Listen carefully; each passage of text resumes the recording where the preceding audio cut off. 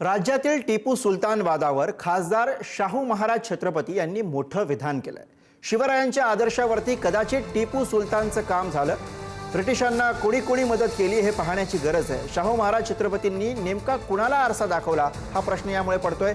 छत्रपती शिवाजी महाराजांच्या वंशजांनी वादच संपवला का हाही या निमित्तानं महत्त्वाचा प्रश्न आहे।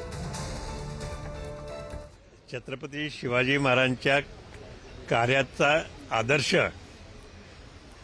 घेऊन कदाचित ते म्हैसूरचे टिपू सुलतान यांनी आपलं काम करायचं ठरवलं।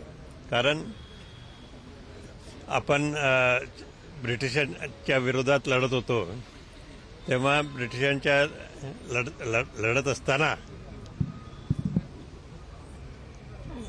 त्यांना ब्रिटिशांना कोणी कोणी मदत केली हे पाहण्याची गरज आहे।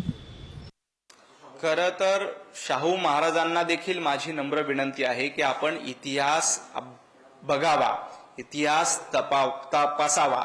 छत्रपती शिवाजी महाराज यांच्यासोबत टिपू सुलतान सारख्या खलनायकाची तुलना करू नका। छत्रपती शिवाजी महाराजांनी हिंदवी स्वराज्याची स्थापना केली होती। हिंदवी स्वराज्य आणि या देशामध्ये पहिल्यांदा भगवा फडकला पाहिजे आणि तो भगवा फडकवण्याचं स्वप्न प्रत्येक माणसामध्ये जागृत करणारे छत्रपती शिवाजी महाराज होते। तर टिपू सुलतान हे मंदिर लुटणारे होते। ज्यांनी मंदिर लुटली, ज्यांनी हिंदू आया बहिणींवर अत्याचार केले, असा टिपू सुलतान छत्रपती शिवाजी महाराजांचा आदर्श कसं काय घेऊ शकतो?